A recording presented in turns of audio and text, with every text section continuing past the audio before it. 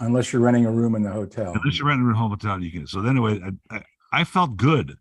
I had my I had my pack of wine, and I went into the store and I asked by the wine buyer to show him the wines. I'm going to follow up.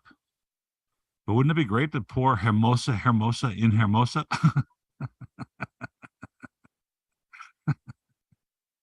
Hey, folks, just getting started. And excuse me, it's a post-COVID cough. Actually, I think the last time we did this, I had COVID. Maybe it's still in the microphone. We are doing South American wines today. Ed Maciano, my co-host, is on the line as well. And we're going to have some fun talking about South American wines and some of the things that are going on down there and some of the relationships that we established over the years.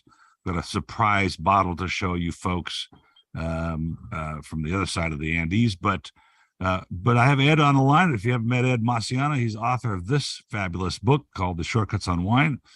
And it's everything Ed knows about wine. And if you go through the pages, you find that they're mostly blank. So sorry, Ed. That's okay. I'll let it go this time. Just don't let it happen again. It's a great book. I was telling Ed we should, excuse me, gotta watch my cup. This is the revised version, Ed, which you revised about 10 years ago, I think. And I'd like to bring it back. I think it's a great short cut to understanding the wine world. What can we do about that, Ed? Well, I get a hold of the publisher if they're still in business. My first publisher of the first book went out of business because the guy died, and some other guys took it over, and they didn't know what they were doing. So, it's funny. I have to bring this up because the marketing of wine right now is very complicated, and internet sale. I mean, the whole thing's a mess. No one understands the post-pandemic world at all. Okay. No. COVID sales great, right? I'm sure everybody you spoke with, everything was great during COVID. No, not for the restaurants. The restaurants were in deep trouble, but it was great for retail because people were staying home and they couldn't go out, so they bought wines in the retail stores, and they bought more than they usually would, and they also spent more money than they usually would. A lot better, for sure. And so what's happened now post COVID, it's not like it just settled back down to the way it was. It settled down to not the volume, not worried about the volume as much as where they're hanging out, who they're listening to. I think the influencer world of marketing on the internet has grown considerably during the pandemic because people were watching and listening to what people were saying. And so now we're all trying to figure out where these people are hanging out. But one of the things that's come out of this is that some of the traditional old school things are starting to set well with the millennials and that next generation. I have no doubt. Yes, books. I've been saying that for years. Mail. They're actually opening the mail now. And so all these things, it's kind of interesting to me that it's coming back. So we'll see. Anyway, this is the South American. We have some Chilean wines here, I think, and we have an Argentinian wine, yes? 2 Argentinian and 2 Chilean. And so here's something that's really fun. And you were probably hanging around the shop when this happened. I had Bartholomew Broadbent in here, the son of the great Michael Broadbent. Mm-hmm. He's been here a couple of times, and I had him on a Zoom call. No, he was here actually on the show, and he saw this bottle here. This 1977 Carrascal. And so he goes, "Do you have any idea what that is?" I'm like, "No, we featured it in the show. There's my dad's sticker, right? Remember the sticker from the shop?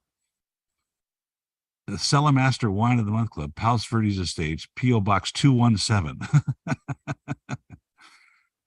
He said that bottle's worth $2,000. Wow. Best vintages ever to come out of Carrascal, and he took a picture and immediately sent it to the winemaker in Argentina. And the reason I brought that up is you were hanging around then, my dad was doing a lot of Chilean and Argentinian and South American wines back in the early 80s. Oh, yeah. No, absolutely. Well, there were great values. There are even better values now, actually. I mean, I think they are more exciting values now than they were 30 or 40 years ago. Well, it's interesting because when I was looking at the history of some of these wines that we're going to taste, the industry is not that old as a professional, world renowned industry in South America. Certainly, they're making wine for a long time, but it's not like you go back to the 12th century monks of Burgundy and you find these incredible chateaux and these amazing vineyards. That doesn't exist really in South America. They're relatively new to the scene of fine wine. Well, they started about the same time we did in the middle of the 19th century, around the 1850s, 1860s. So you think that's why they call it as well? They call it New World wines? Well, they call it New World wines because of their location, not because they just got into wines. I mean, they're in the southern hemisphere, or they're in higher latitudes, so they get more sun. The Old World wine, there's a reason for calling it Old World. Their climate's different, even though that's changing. It's still different, and so is their soil. It's very, very different from most of the other places, with very few exceptions. You know, the only places we don't know about are China and India. Well, it's true. No, well, well, that's a good point. The old world, new world conversation is an important conversation, because I look at it two ways, and one of them is the way you defined it just now, because that also creates a character of the wine. The soil changes, the weather changes. It's old school. They've been doing it for a long time, and so there's a character of wine that you could classify as old world. But there's also sort of not a political, but a social definition, in that you get to do whatever you want.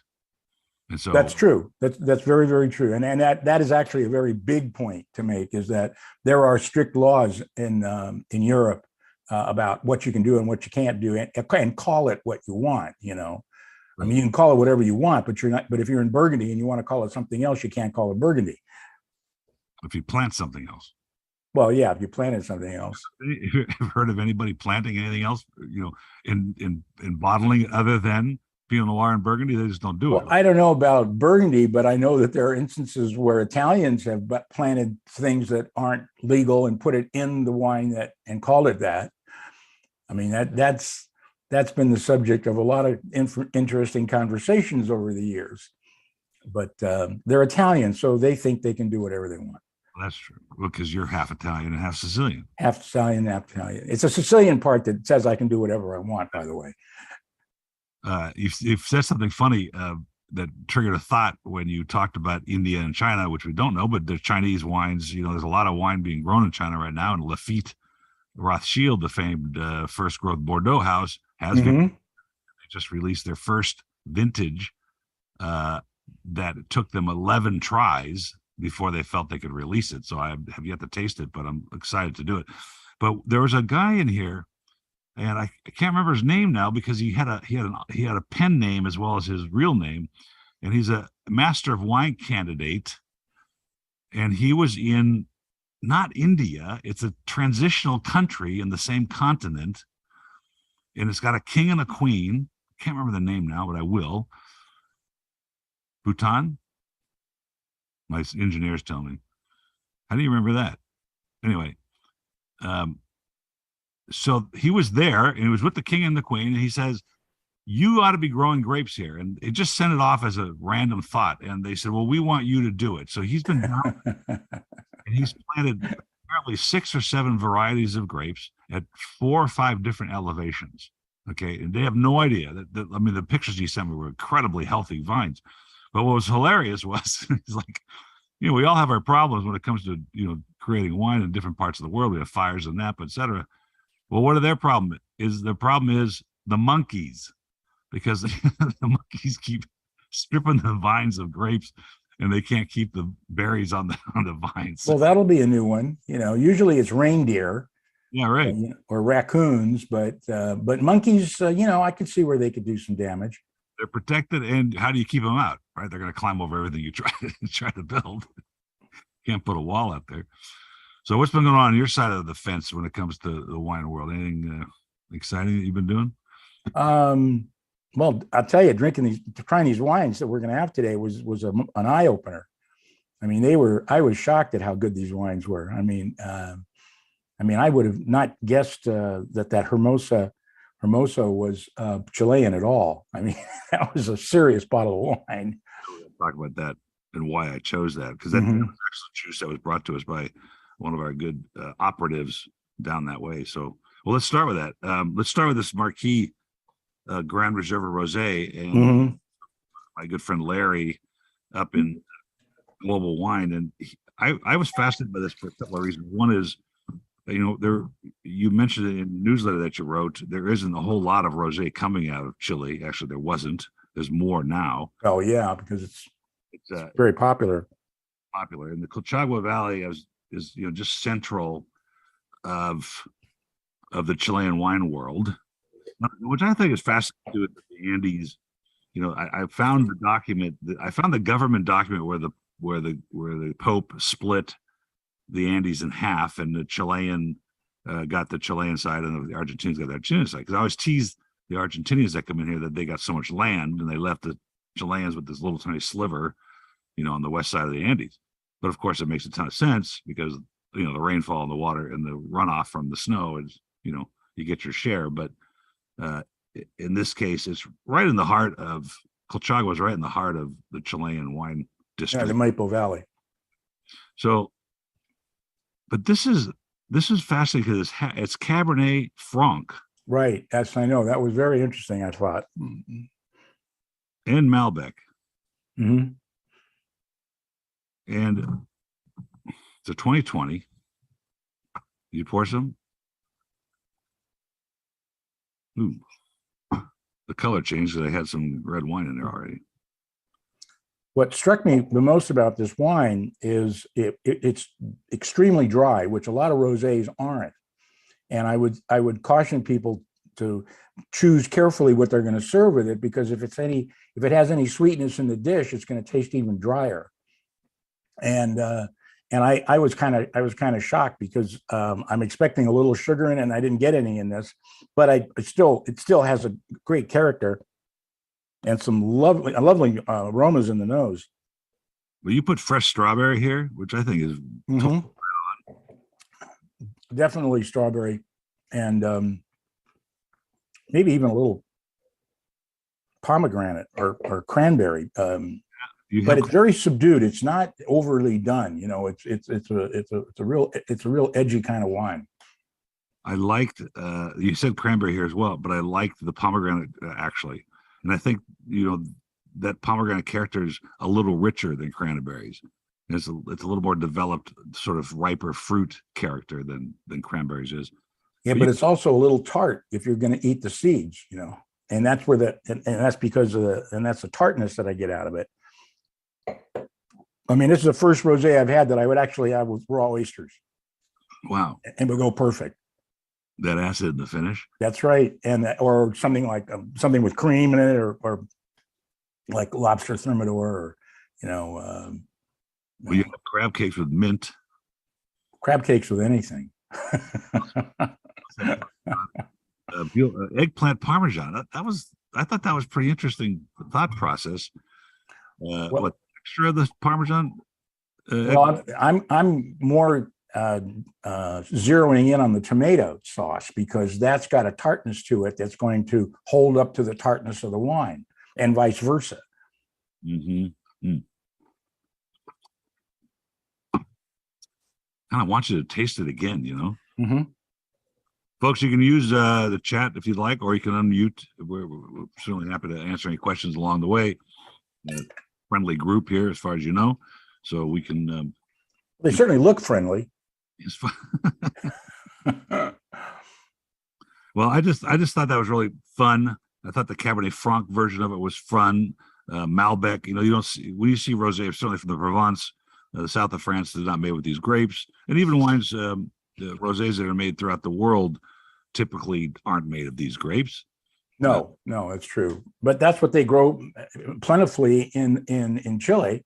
So why not use that? I mean, I remember your dad doing a Cabernet Sauvignon Rosé. Oh God, it had to be 35 years ago, and it was absolutely delicious. And it was the first Cabernet Sauvignon Rosé I'd ever seen, and it was fabulous. And I went, well, gee, you can make rosé out of anything. What do you think is the difference in the definition of rosé and white something? Like we did a white Merlot here. We've done white Pinot Noir. Of course, there's white Zinfandel from the famed Trinchero estate. There's no difference, right? Aren't they the same? Well, no, it's just a matter of the color because the first white Zinfandel of Sutter Home was pure white. It had no color in it at all, which means they crushed the grapes. They gave them no time on the skins, so it was a perfectly white wine. And if you do that with any red grape, with very few exceptions, the pulp itself, the juice that comes out of it, is white. It's the skin That that same gives guy it the from New color. Hampshire. Is that you, Sandra? That was Mrs. K, folks. Welcome to the show, Sandra. So, well, just for a quick reminder to the listeners and the viewers that that kind of sweeter, I suppose maybe you would say, you could argue that, a domestic white something is going to have a little more residual sugar. It's going to be a little sweeter than the typical dry Provence, but I don't think it's part of the definition. I think it's just part of the culture, and also why, Right. Rosé's been slower to catch on the West Coast. Have you? Well, it's caught on because every wine shop that I go into, they got a whole section of rosés that they never had. They didn't even come close to 5 or 6 years ago, and especially 10 years ago. That's what I think. 10 years, probably, be 5 for sure, but 10 years, we didn't sell any rosé, and it was always because it looks like white something. Yeah, white Zinfandel. I got confused with white Zinfandel. Sweet, and it's not. It's actually, I think, rosé like this one can be very elegant, and it can be very structured, and it can wait along the way, particularly with, as you put it, veal parmesan. So, who would have thunk it?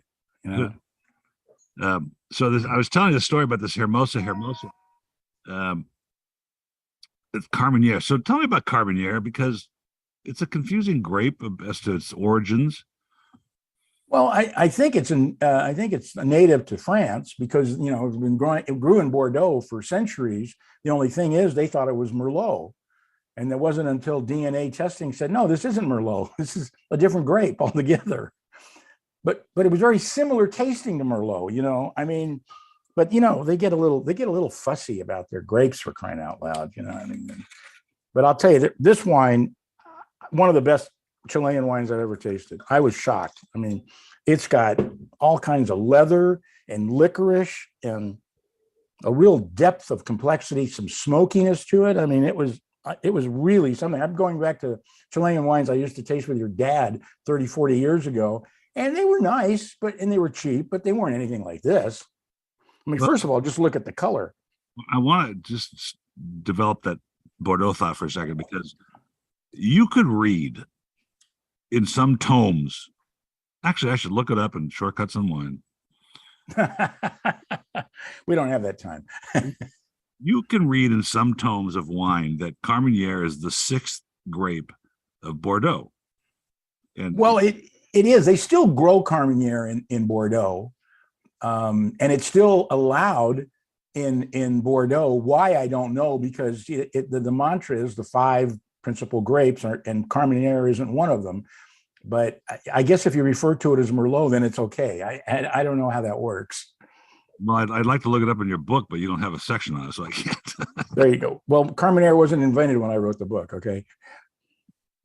But I'm shocked at this nose. I mean, it's really fascinating. I mean, if you'd have told me this was San Julian, the San Julian in Bordeaux, they're famous for the smokiness that they get out of the wine.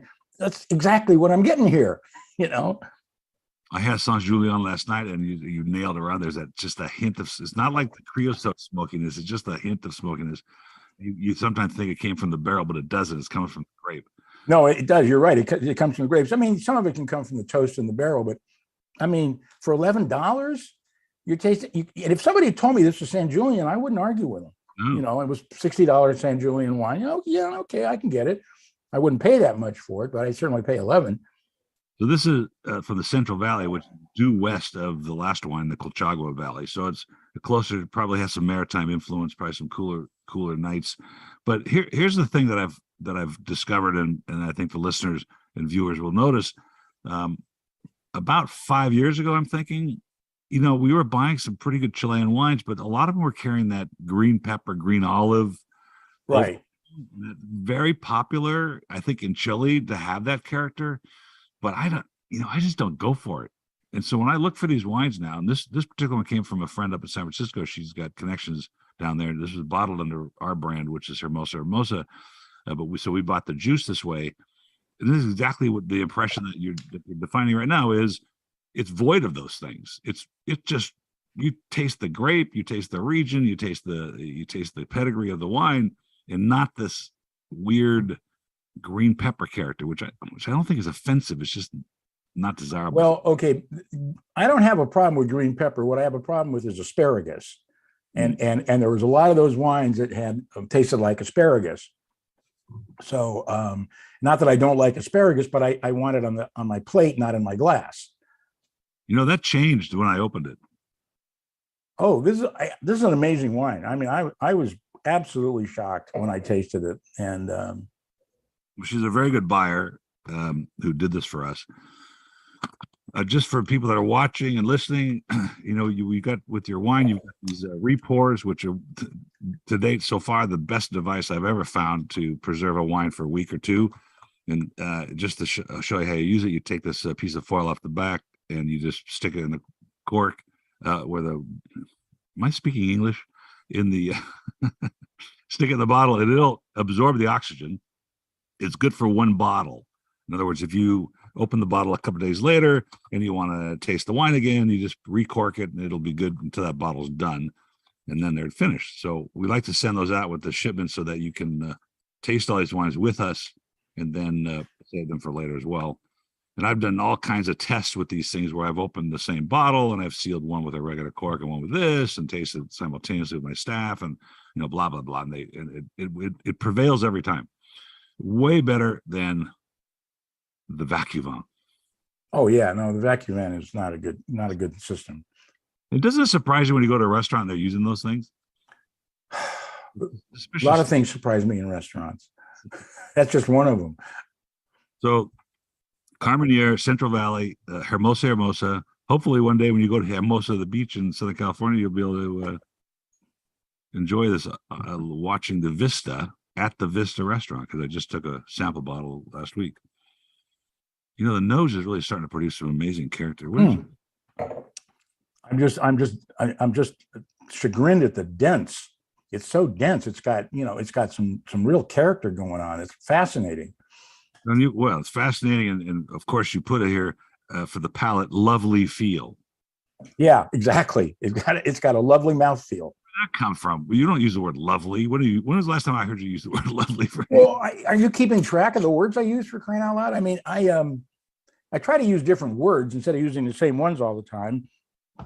But there's only so many words you can use to describe wine, unless you start getting crazy and saying, "Well, I think this wine is quite tubular."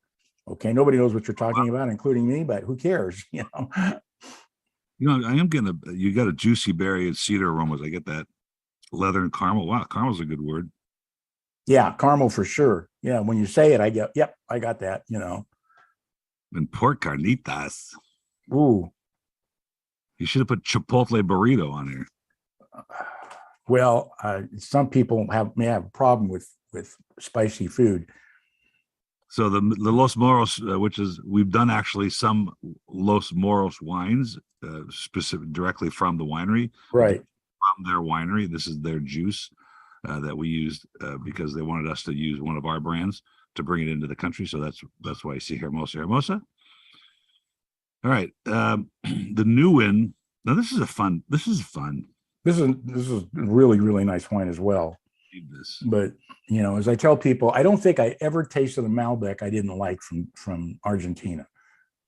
Well, that I can't vouch for that. Well, you've tasted more of them than I have. I only taste the ones that somebody buys. Pretty thin, flavorless ones. But let me just tell you a story. And if you look on the back of the bottle, it says imported and distributed by Beaumonde Wine and Spirits. Okay, so this is an ethnic distributor. He sells mostly Armenian stuff, Armenian brandy, Armenian wine, Lebanese wine, some other things. And I have to say, they're nice guys, and they just changed their name to an American name. I don't remember what it is, but the guy comes to bring me these wines. He rolls in with a Coleman chiller, the rolling beach. Oh God, you're kidding. No, that was his wine pack. And so he Oh, opens brother. and he says, "Oh, I want you to taste these wines." I'm like, "Oh, great." And I'm like, "What are you doing?"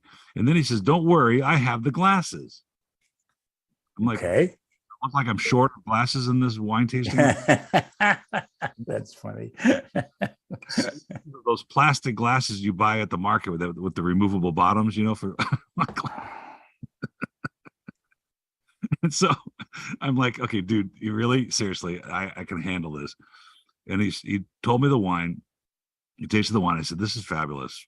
Well, it turns out to be a product of Fan del Mundo, which I think is one of the great bargain wines of Argentina.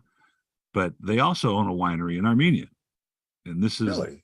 a family named Arnakian, and he owns, real estate and who knows. I think he owns the Armenian telephone company. Of course, how lucrative that is. I think he owns the airports, airports. So this is his hobby. He has this Argentinian winery and he has an Armenian winery. And I told the guy, I said, "Dude, you are selling this wine too short. Where you're placing it in ethnic markets like John's and Super King, places like that, which are great markets, but you're not doing the wine any justice at all because it's too good for that for the value." Well, it's spectacular. There's no question about it. It's another killer price too. You look at prices of wines today, and you can pick something like this up with again tremendous depth and complexity, and for that kind of money, it's just it's mind-boggling. So Patagonia, it's kind of a newer region in the sense of we've seen wines from before, but it's also the home of some pretty authentic vineyards that have been untouched by phylloxera, untouched Right. by problems, right? Their luck is holding out. Mm. What's your theory on grapes sort of making their way to a different home? And specifically in this case, Malbec being sort of now the darling of the red wines of Argentina, but coming from France originally. Well, that is a dichotomy to me because I remember back in the day tasting wines from Cahors, which is 100% Malbec, and the wines were patently awful. No, horrible. Horrible. Thank you. Oh, I think you coined that term, as a matter of fact. They were so tart and so tannic, and they lacked any kind of charm or fruit whatsoever. I went, what are you guys doing here? Now I did have a buddy of mine who was a wholesaler for me when I was selling wine back in the Neolithic age. And my wholesaler in Boston, he said, "No, I got a Cahors for you." And he brought a Cahors that was really good. It was delicious, but it was like $40, and that was like 30 years ago. I said, for $40, I can buy fruit classified growth Bordeaux. Why am I going to buy a Cahors? What are you, crazy? There are some expensive ones, and they are Malbec. That's why we brought it up. But nothing compares. Really, I haven't tasted a Cahors that is as balanced and as structured as these have been. Not even close, And when Argentina started to really, up the ratchet on Malbec, which probably now is 25 years ago or 30 years ago, I remember I didn't even want to taste them because it's Malbec. I don't care about Malbec. And then I tasted a couple and I went, these are really good. Back then they were like $6 and $7 a bottle. So now they're 12 or 10 or 11, and they're even better. Well, since you brought up pricing, we've had a sale. Some of the viewers may know this already. And I went back to Dad's first selections of the club. Yeah, I saw those. Those are hilarious. Or 6 Grand Cru Chablis, and they were $6.99. It drives me crazy when I look at some of those wines that your dad featured and the prices then. Now, they're what, $150, $120, something like that for a Grand Cru Chablis. I saw a Grand Cru Chablis on release for $1,000. What? Yes, a Les Clos, Grand Cru Chablis Les Clos, which is considered the best Grand Cru. They're $1,000. Yeah. Just for since we're not on Burgundy, but make sure listeners understand we're talking about the highest designation of wine from Burgundy, France, which is going to be Pinot Noir or Chardonnay, and in this case Chablis, which is the northern part of Burgundy. Grand Cru is the highest designation. It's a very small percentage of what they make. And then there's Premier Cru, and then there's Village, and then there's Burgundy. So the highest level of Chardonnay. Is there $1,000 Chardonnay in California? I don't think there is. Maybe there is. No, there isn't. I'm sure it's just a matter of time, but Chardonnay is never going to reach the price levels that Cabernet Sauvignon and to a point Pinot Noir is going to reach. But you can certainly find that in France. You know what the opening price was for DRC Montrachet? DRC being Domaine Romani Conti, which is yes, maker of Burgundy. Right. Well, they own 3/4 of an acre, or maybe 3/4 of a hectare, which is like an acre and a half, in Montrachet. And do you have any idea what I just saw this. The price is on release? I don't know, like 10 grand or something. $10,000. Well, that's a pretty good guess. Yeah, that was a really good guess. So that would be $10,000, 25 ounces. What are you talking about? $400 an ounce? That's about right. Yeah, that's about right. To some people, $10,000 is nothing. So what's the point? They could buy, they buy a case, it's $120,000. That's their spare change for the day. And considering the fact that they don't make very much, they could care less. They're just going to keep raising the price because they sell it every year. At some point, and I think this is every listener or drinker of wine would relate to this, that price is not necessarily an indication of the quality. At some point, when you really get down to the nitty gritty cheap stuff, yes, they're putting so many chemicals and things into a wine that, it's almost not the wine anymore. But at some point, let's say $20, $20 to $40. There's some pretty good wines. And I just tasted the Bordeaux, this, I think, going to be the second label of Ducru Boucaillou. It's like a $25 wine. Incredible. So at some point, and I have a lot of collectors that come buy wines from us, and I respect them very much for their collection and the stuff they want to learn about wine. But can you make the argument that a $10,000 bottle of Chardonnay is 100 times better than? Well, but Paul, what I tell people when they bring up this conversation is I like to talk about wine. I don't like to talk about commodities. If you want to talk about commodities, then we could talk about hog bellies and cotton futures. But the fact is that that's not the wine business. That is, that's not even a pixel on the screen of the wine business. It's just, it's the lunatic fringe. Let's talk about cars. Okay, then we can talk about a $1.25 million Bugatti. Right. Big deal. Okay, that's what it costs. People pay it, they pay it, but that's not really in a car conversation.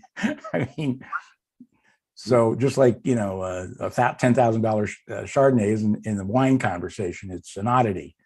I like that point, because we're not there, so we don't get to taste them anyway. Okay. Well, yeah, but we were there once. I've tasted those wines. I've tasted all those great wines that are now $1,000 and $2,000 and $4,000 a bottle.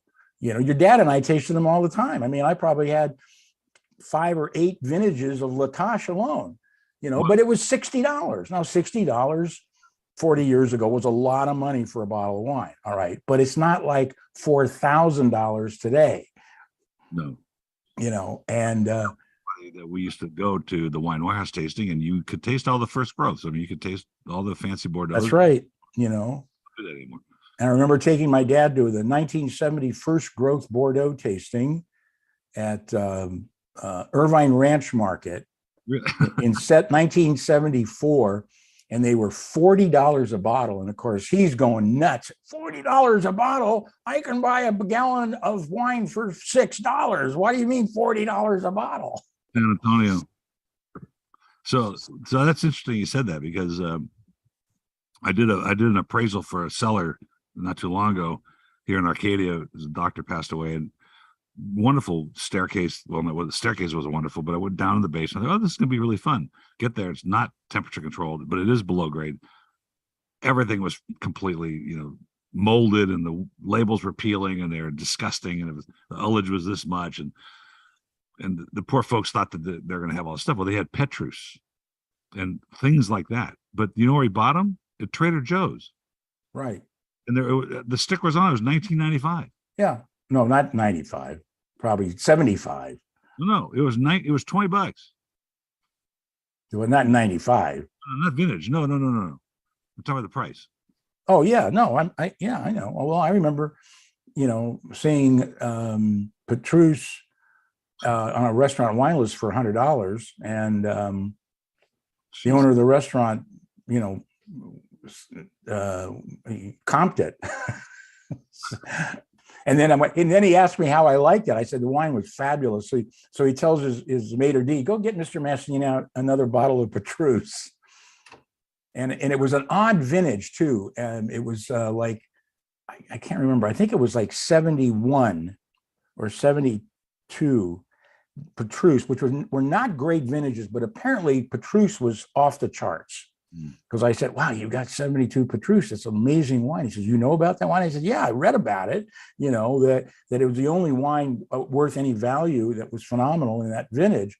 And so he said, well, we'll have it then, and it was. I mean, it was absolutely out of this world. And I've had several Petrus vintages since. It's never as good as that quote off vintage, Well, they for the listeners, Petrus is rumored to be 100% Merlot. It's from the right bank of Bordeaux, not part of the classification of 1855, but has accolades, obviously worthy of the pricing. I think it's the most expensive wine out of the case on release of any wine in the world right now. So, well, we got off the track a little bit from Argentina and South America, but the more I taste this Malbec, I keep pouring it, and people probably noticing that it's really, this is well made, well structured, seems to be without adulteration. It's just really solid. Well, yeah, I mean, it really is. It puts a lot of other wine areas to shame, around the world. You wrote in the newsletter here that the winery is very technically advanced, right, in its equipment and the way they make wines. I think the winemaker was here. Oh, really? The one was on the show. Certainly, the GM was here. Her name was Juliana, the niece of Mr. Nakian. She was here on a podcast. So if you guys will get on the podcast, look for Femme de Mundo or Caras, Karras, and you'll find her. Brilliant young lady. Brilliant. All right. So this one, this La Puerta, Argentinian. Mm-hmm. And I think kind of defines the idea of what we were talking about earlier, is New World, meaning we'll try something else. We want to try some Syrah down here. We'll try. Look at the color. Try some. Well, I love the story about this wine because this guy, he falls in love with this area, which is 1,000 miles from his home in Buenos Aires, and he obviously the guy has a lot of money. So he runs around the world finding the absolute best vineyard consultants and winemakers to come and look at the land, flies them over here, says, okay, what should I plant here? Is it any good? Because it's so gorgeous. I gotta make wine from here. And apparently it was, and based on this wine, it's hard to argue, but he went from a small operation to what has he got now? 300 people and 5,000 acres. Wow. How many acres? 5,000 acres. I'm looking to see where this Fatima Valley is. I'm not familiar. And he started in 1994. So, he started less than 30 years ago. And this wine is absolutely spectacular.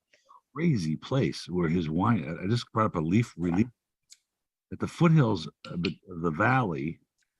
Wow. What terroir. So here's what I like about this one. The structure of it, love it. Nice and firm, not fat, not the overdone Syrah, not gamey, not hair on the dog. Well, you hit the nail on the head there. Hair on the dog and gamey. That's what I can't stand about Syrah. And this has none of that. It's clean, fresh fruit and lots of it. Mm-hmm. I mean, I wouldn't even know that it was Syrah until I really put my nose in it, and I start to get some blueberry out of it. Yeah, blueberry at the end. But I mean, the wine is just spectacular. So here's the argument. I'm doing some Facebook and YouTube stuff, and we're trying to figure out where people are hanging out for wine. And I did a story today about why the Wine of the Month Club, is an opportunity for you to taste wines, because you're not going to walk into Ralph's or Safeway or any place else that's going to have La Puerta Syrah from Famatima Valley in a floor stack for $14.99. No, they're not going to do that. You're going to have Josh, and you're going to have Apothic Red, and you're going to have 19 Crimes, and which I just got 2 cases of samples in, Cali Red. And here's an extraordinary wine that'll teach you something about the valley, about the grape, about the story you just told about this gentleman. That it's about the story, right? Well, the story is fascinating, absolutely fascinating. I mean, there are some of these stories that I kind of plow through, and there's others that I want to find out more about it because it's so interesting, and I'm sure these people are interesting as well. I mean, when you put that much effort and that much money into something, you're really driven. You're either rich or stupid or both. The way I put it. How about 1994? So what? 30 years, 20 Mm-hmm. years, and we're talking about Ernakian, the new one, Malbec from Fin de Mundo. So they hired. You talk about. I don't know if you'd mentioned the enologist's name here. I don't see it, but the Ernakians on the Newen estate hired Michel Rolland. Michel Rolland, the famed enologist of the world. And the poor girl, Juliana, will tell you on the podcast when she's sitting here, she says, well, he came and he says, yep, you can grow grapes here, and we can test Syrah, we can test Merlot, and of course the indigenous Armenian grapes, but it's going to take about 100 years to figure it out. That is so funny because it's so true. But that's kind of what the value is here. And here's a guy that's made a pretty good wine, only 22 years into it. And you throw away the first 4 or 5 years anyway, so you really got 15 years under his belt. I think that's a great testimony to the winemaking and the. Well, but see, that's also the difference between the new world and the old world. I mean, the old world has been making wines for thousands of years, not hundreds, thousands. And they made the same mistakes that we made, and Chile made, and Argentina made, and Australia made, because they haven't been doing it for that long. And the more mistakes you make, the more you learn. And that's what happened in the old world, in Spain and Portugal and Germany and of course, Italy and France. I mean, one of my favorite stories is one of the most famous wines in the world is Chateau d'Yquem, an absolutely luxurious dessert wine. And in the 18th century, they were making dry table wine, which doesn't taste very good because it's infected with botrytis. And botrytis is great if there's sugar in the wine, but if there's not, it can get very bitter.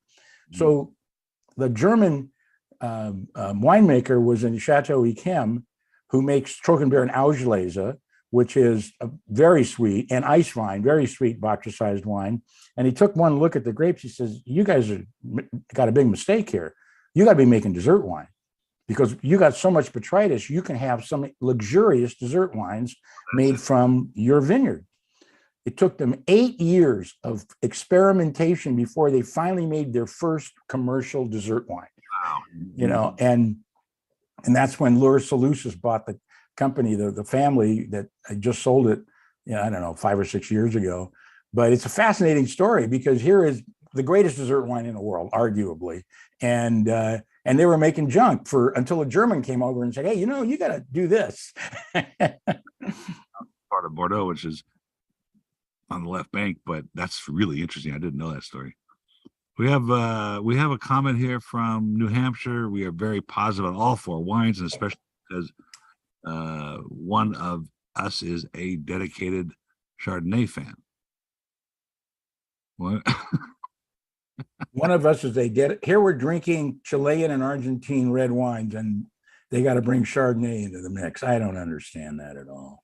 But these red wines were really good. I appreciate that. Well, that's why we're here, folks. I mean, this is what we do every day, and it's tough work if you can get it. It's good work if you can get it, but it is trying, and Ed's been here many times through many tastings to know that that it takes a lot of work to find interesting, valuable things.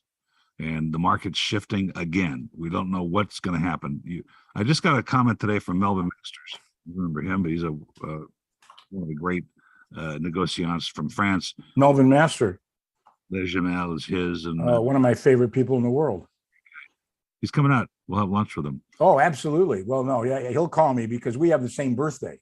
Oh, so there you go. March 15th, And I remember, Mel, more than 50 years ago, upstairs with your dad bringing wines in to taste, and he was just such an interesting character. I mean, a very, very interesting character and funny, great sense of humor. And when he told me they were moving, he and Jeannie were moving to Provence and they were going to make wine. I said, and this was 30 years ago, 35 years ago. I said, you're crazy. What are you at? Provence, man. It's like Languedoc. There's nothing coming out of there. He says, well, we think there's potential. And sure enough, was it Les Jamel was his first brand?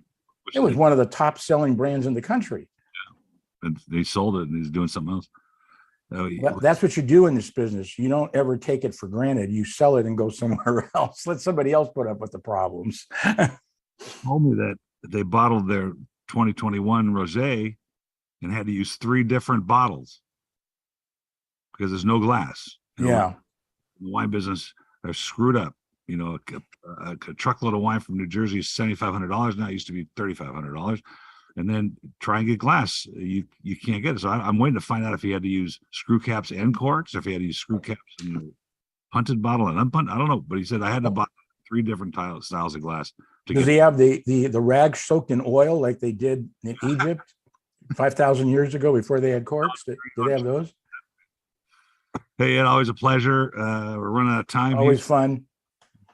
Hopefully Pops, my father, just for the listeners, was supposed to chime in or just not jump in, but he was going to watch this live on YouTube and see what we're doing. Always says hi and appreciates all the friendship from all those years ago. And so and here we are still doing it. Still doing it. Yeah. I don't know why or how, but who's to argue? Anyway, thanks for the opportunity. It was a lot of fun. And these wines were really spectacular. So now you have to live up to these on the next one. You know that, right? You're not going to get it. You're not going to get the slough off now. Sauvignon Blanc is coming up. Well, I love Sauvignon Blanc. All right. Take it easy, guys. Great seeing you.